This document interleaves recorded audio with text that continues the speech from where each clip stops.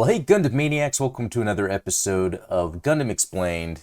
In this episode, we're going to be reviewing the Symphonic Poem Gundam soundtrack music. This was a record released in 1980 that is sort of a symphonic orchestrated version of the music from the original Mobile Suit Gundam. And I'll actually go through some of the interview that's in here of Tomino and Yasuhiko. And what's very interesting about it is they bring up George Lucas often. But before we get started, if you haven't, please subscribe. If you think it's a cool video, give it a like. Check the links in the description for ways you can support the channel. Join our Discord. We have a lot of fun there. But let's get started. Well, before I get into the interviews and looking at some of the artwork, just real quick to talk about the album in general. It came out in 1980, and it sounds awesome. There's this NHK documentary that talked about how they decided to sell Gundam music as a way to, I guess, try to make money because the toys weren't selling as good at the time, and the music was. So as they were just releasing albums, they did in 79, they released one in 80 that really takes on what you would expect to see in like a big budget American Hollywood produced film. It sounds very Star Wars like, and I know sometimes the Star Wars comparisons seem to come up too much, but I think there's reason for that. And in fact, the interviews in this contain references to George Lucas, so I find that very interesting. But when it comes to the music, it's very good. Some of it is a little slower paced, especially side A. You can hear some of the normal themes from Gundam, but it's less of any of the time that would be more poppy or synthesized because it's straight up orchestrated. So yeah, you'll still hear the theme somewhat. It's a little slow. You get to side 2 and there's a lot more interesting, awesome sounding symphonic Gundam music. It takes Char's theme. It takes some of the main Mobile Suit Gundam theme songs and makes them this orchestrated symphonic sound. That is incredible. That would work for a like live action big budget feature film. The music is incredible. And I think one good thing about it mostly being more slower paced is I can have that record playing in the background as I'm doing work, and it really just helps the mood, the atmosphere. It sounds nice, it sounds great, and it goes along with whatever you're doing. So when it comes from the musical standpoint, the sound of it, it is awesome. It is incredible. It complements the sort of the atmosphere that Gundam has for being as awesome as it is.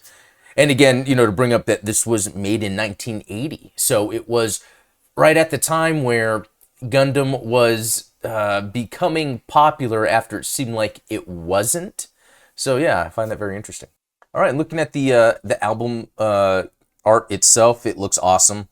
In that NHK documentary, they're talking about how Tomino didn't like how some of the artwork looked too childish, and they didn't want to, they felt teens would be embarrassed to go check out at the counter with something that looked childish, so they kind of tried to make it a little more realistic or grounded. And I mean, obviously Yaz's artwork is awesome, so this really does a good job of showcasing that. But we can see music composed by Takeo Watanabe and Yushi Matsuyama and Kazuhiko Komatsu. Apologies on that. Conducting is by the New Japan Philharmonic. And really cool that, I got this used, I imported it, and it's really cool that it still has this little sleeve on it that seems to be kind of typical with records. On the back, you got the track list, and I'll kind of go over, I did some translating myself, but also did some research on it. King record. And this actually says, I guess it was recorded June 27th and 28th, 1980. So, very cool. Pivotal moment in Gundam history. And I get George Lucas is brought up in here. So yeah, bringing up Star Wars also a pivotal moment because, Star Wars, the first film, did so good that changed the way, the sequel would come out. But yeah, let's dive into more. So one thing it comes with is, there won't be room here to show it, so I'll have to do another shot. But it's this poster that is awesome that I would love to actually frame. I mean, look at that. We get Sayla, Frau, Amuro, Char. I mean, this is a full-length poster. Too bad it's folded, but I guess that there's no other way to kind of deliver that. But yeah, this is awesome. I'm going to have to frame it.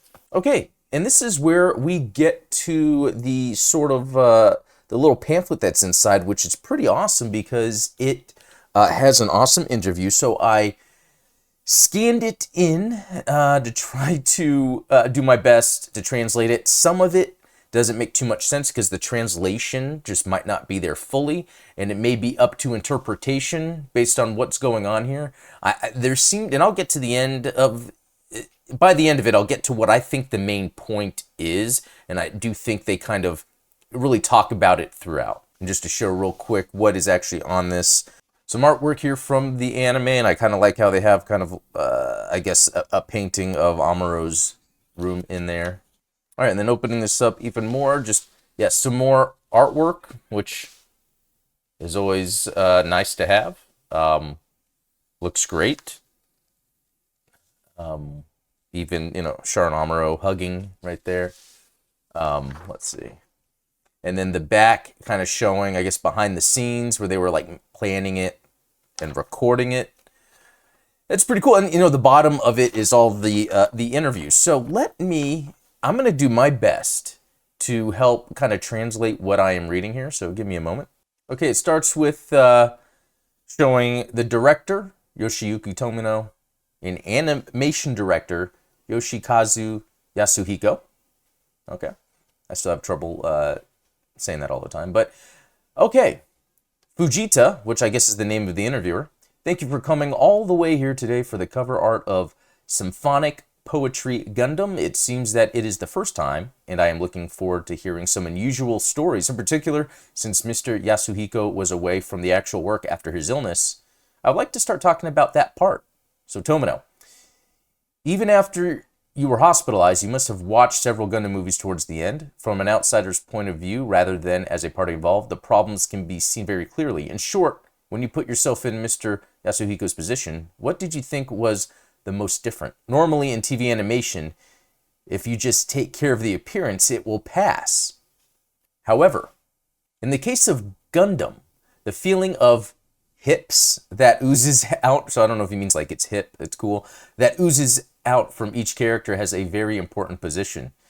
Yasu, for example, when I started and I guess actually maybe they're saying it's his name. For example, when I started drawing the character Lala, I didn't really like her because her new type approach was different from the normal characters. However, since she is a very important character, I asked Mr. Tomino about how he intervened in various ways in order to find a clue that I would like her. So I guess what he's just saying is he wanted to kind of embody his art and style into the character, but he didn't really understand her yet, and so he goes to Tomino about it, and that's pretty cool. He told me that I could do well. It's kind of a matchmaking. So kind of like liking the character, and understanding each other. I felt like I could somehow fall in love with her, and when I started drawing, I was down, but when I saw Lala on screen as a guest, I didn't really like her. Tomino says, that's the same for me. Lala isn't a character you can fall in love with after all. However, I think that Lala would have become a little more girlish if the feeling of warmth and tenderness that should be expressed in the final picture were expressed a little more accurate in conveying that side. When I was thinking about the picture after Mr. Yasuhiko collapsed, I couldn't help but cry as a director. Yas is saying, there's another long cut in episode 41 where Cassilia and Char have a conversation. He's just sitting on a chair, and his lines aren't very undulating. Normally, an animator from a limited anime wouldn't be able to do anything with a cut like that. Even if the storyboard isn't adequate or the dialogue is inconvenient, there is an unspoken demand that the play must have some kind of implication, even if it is twisted from the point of view of the animation. Up until now, animators have never been asked to act in such a way that they have a sense of hips, or coolness, I guess, so I'm confused. I think it was a very tough task, but even so, I think we have to think that we have to do something about it as a result. It was definitely nothing more than a rough sketch. So I think what he's really trying to say is, and I like the sound of this, is as they were working scene by scene, if they came up with something where characters were talking, conversing, he really wanted to get a good understanding of what the background, what the truth was, and we'll get into that a little bit more, what the truth was behind some of these scenes in order for Yaz to perfectly express what the scene meant. I like that because it just sounds like they were really taking this seriously. Originally, a work is at least that it has to be a finished product at that point in time, and I feel sorry for the viewers that it wasn't, and it's the hardest thing for me. That's why I feel that if we don't make it so that the time will come when we'll have to start over again, it'll be useless. Another problem is that animation as an extension of so-called manga, movies, and animation coming out of the field of current limited animation in Japan are becoming different in many ways. In the future, people in the field must absolutely wear it. So I really like this again, where he's talking about when it comes to the animation, they really want to express the truth of what they're trying to say. And they want to do it right the first time because you might not have a chance to redo it and do it correctly. And in this case, they actually did because the movie trilogy came out. So it's really interesting. You could see in the interview so far how seriously they are taking this work, and it actually worked out for them. Okay, and this is from Yasuhiko. I recently wrote something similar to that in Gundam Record Complete Works 3, but it's something I have to say. Tomino, that's right. If the belief in Tezuka's anime is now external, it's clearly authoritarian. And I think this is something that people in the field should avoid the most. It's true that in the next 10 years of the 80s, the nature of works will come to a turning point in that sense, and there were various works from last year to this year. I don't think so. It still doesn't seem like the people who support us are seriously thinking about the video media they're involved with. How did you feel after taking a break? So to talk about that, yeah, it's very interesting. Again, when they were making Gundam, they weren't able to do... it's almost like Tomino had to secretly do what he really wanted to do. And you know, the authoritarian, I guess, business took precedent over what they wanted to do. And he's bringing that up in here. And he's talking about over the next 10 years of anime, he's hoping that that changes. And I think it certainly does. And Gundam was one to do it. So it's very interesting, again, reading this interview, how it is foreshadowing what really does happen in anime. How did you feel after taking a break? So Yasuhiko saying, to put it bluntly, I think it's a very good thing that the creator's feelings are questioned. Until now, everyone servilely gave up on the idea that they couldn't do anything better unless they stood on top of the authority. In fact, it is possible to do something full of heart with this skill, and the situation in which such a viewpoint is set exactly what I have been waiting for. Gundam is a terrible technique, but I can be proud of the part I touched only in the emotional dimension. If you allow me to put it in a funny way, it's an issue that affects my life, my way of life, whether it's Tomino-san or me. So again, he's really saying that in that sort of oppressive, authoritarian way they were managed to make the Gundam anime, he tried to be true with his emotions in the work. And I think that really speaks on a lot of times when you were limited in what you were trying to create, that sometimes brings out the best in your feelings. Tomino, however, this is a great reflection on the creator's side, but I think it would be a loss if we made it like Gundam. Actually, I shouldn't put out too much truth, and I feel like it would be easier if I went a little more technical theory. Yasuhiko saying, but it's ironic and interesting that a work with a guerrilla-like way of concealing the truth came out of a place that was the furthest from the truth, a robot story that was ridiculed by the same industry. Hey, I don't think it would be possible if we approached them more head-on, like try make things in real life. So that's something we've heard all the time. It's in the documentaries. It's in that the men who created Gundam manga, but that they couldn't tell them, the production company, exactly what they were wanting to do because it wouldn't have got greenlit. Tomino, I often think that this is the Japanese constitution. I am Japan. You could be saying I am Japanese, and this is just, the translation. In the world of cinema, I believe that it is rare to find a film that was made after being told to do it in earnest and to be honest. Even director Kurosawa does. So basically saying it's hard to make a film truly the way you want it. However, the second Star Wars movie has plenty of money and can be done however you want, but it is a work of entertainment and the amazingness of the young talent of George Lucas. So here's the first, bringing up George Lucas in a very early pivotal part of Gundam becoming popular, and they recognize that. And I think, again, this is those connections of Star Wars and Gundam, and really talking about how, when you got to the second Star Wars movie, the first one made so much money, how they're kind of like, George Lucas, you can kind of do whatever you want with that second movie. I think there is, if you're Japanese, you'll be doing things like Coppola right away. Yasuhiko is saying Japanese people may have too strong faith in the truth. There is a way of thinking that Hone, so Honne, I looked that up, and it means true feelings. So I think that's very interesting that that's brought up here. And there's a word for true feelings. So there's a way of thinking that true feelings is something very sublime, philosophical, and serious. But true feelings is not something that is flattering, such as what you like the most, what you are most interested in, etc. It has, is it I have no choice but to say it because of the course of the story? But I think it's time for Tomino-san to become the boss of the gorillas. So saying how he should be in charge, because Tomino is that's trying to sneak in the true feelings into the Gundam work. Since the objective situation has arisen that it's okay to be a little more honest, I'd like you to be on standby for manufacturing that response fairly head-on rather than trying to get involved. Tomino saying, but that's because of the difference in the basic way of thinking about work. And in my case, I'd rather always be a miner, and there's a part of me that always more suited to being a guerrilla guy, so I can't give up so easily.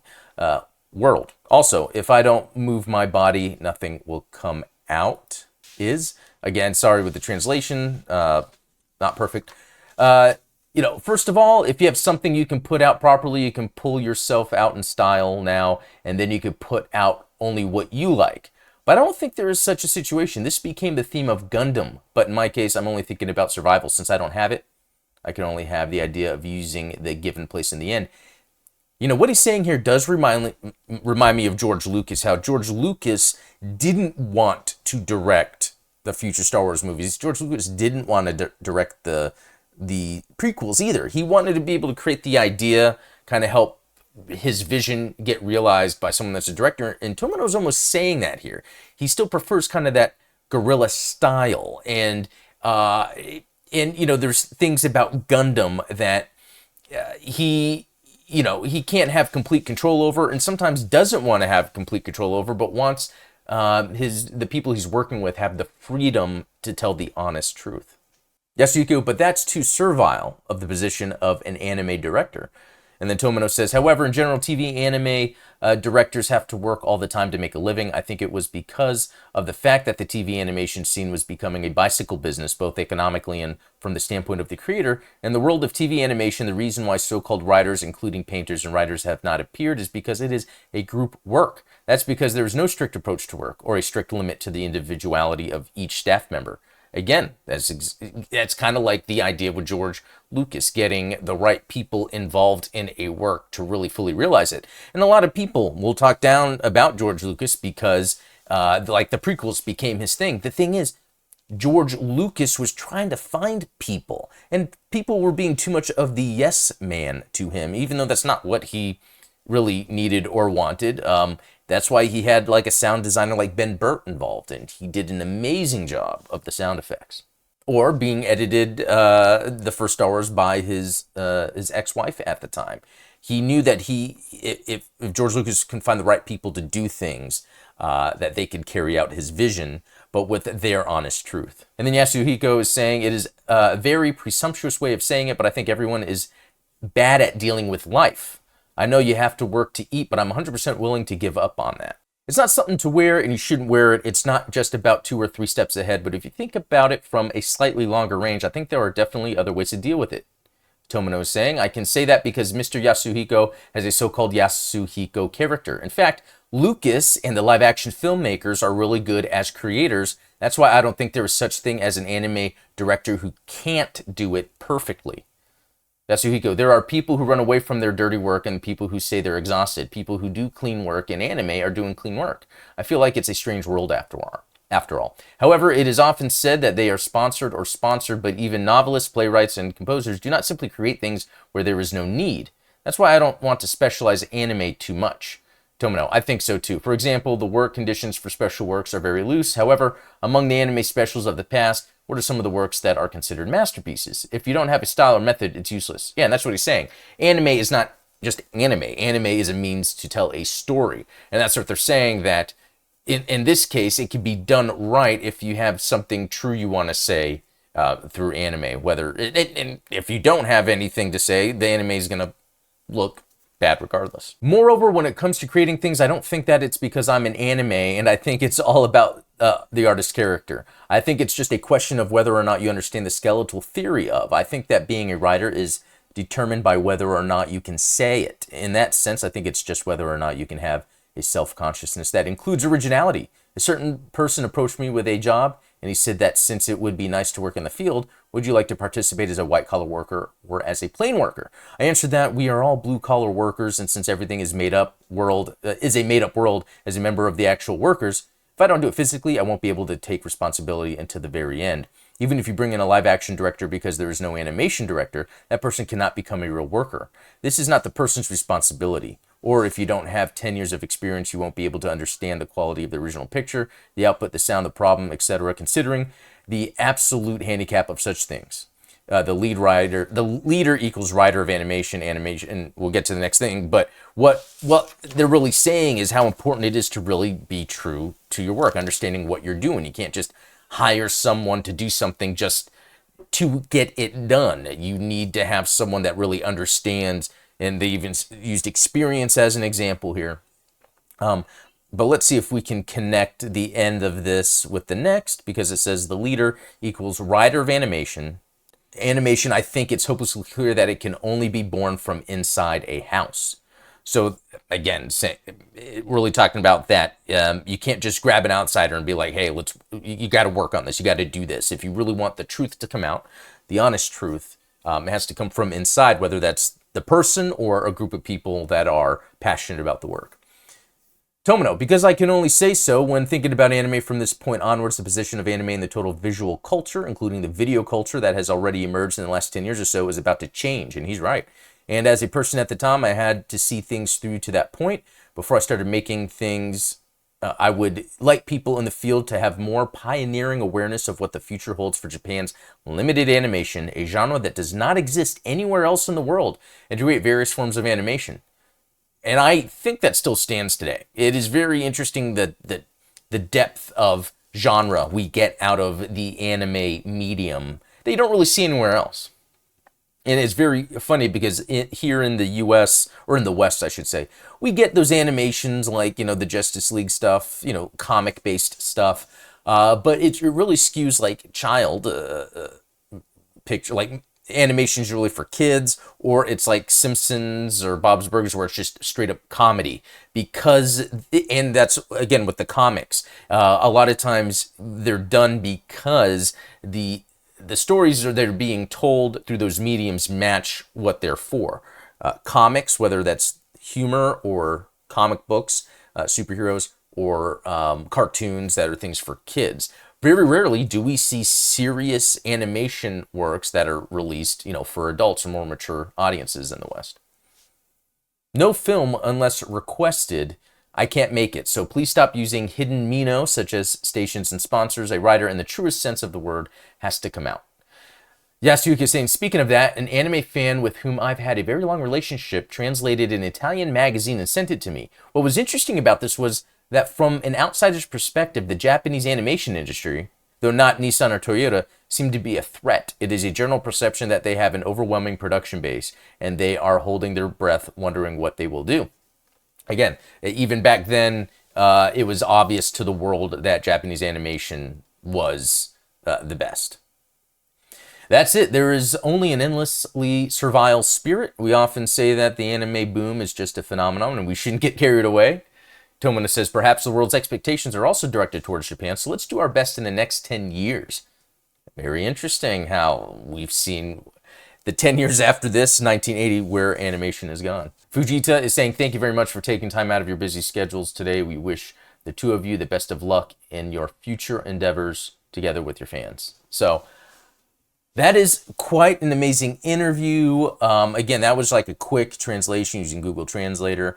I tried to search online to see if this was actually translated at all in terms of not just word for word, but also the intent of what was being said here. But I think we got a good, clear picture of it, how they're really taking seriously the story of Gundam. And that's kind of how we got this record in the first place, the symphonic version of the Gundam music, and then this interview. And it's interesting how they bring up George Lucas multiple times. And that almost reinforces, my interests in the creative fields, starting being so into Star Wars for so long.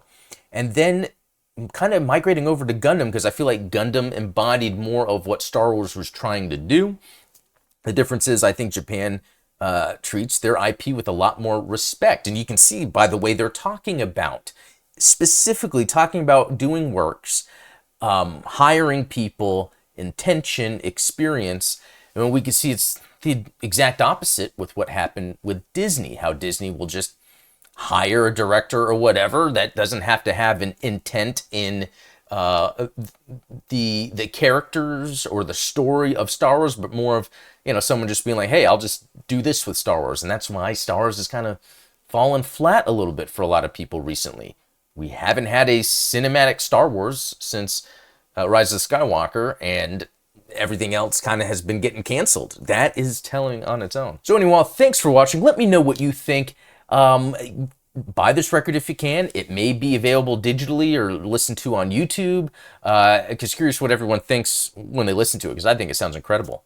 But also the interview. The interview was so insightful and foreshadowed a lot of what happened in the industry, and the fact that they themselves are, Tomino and Yaz, are bringing up George Lucas as much as they are, kind of helps cement the connections I make personally with Star Wars and Gundam. So anyway, guys, thanks for watching. We'll talk later.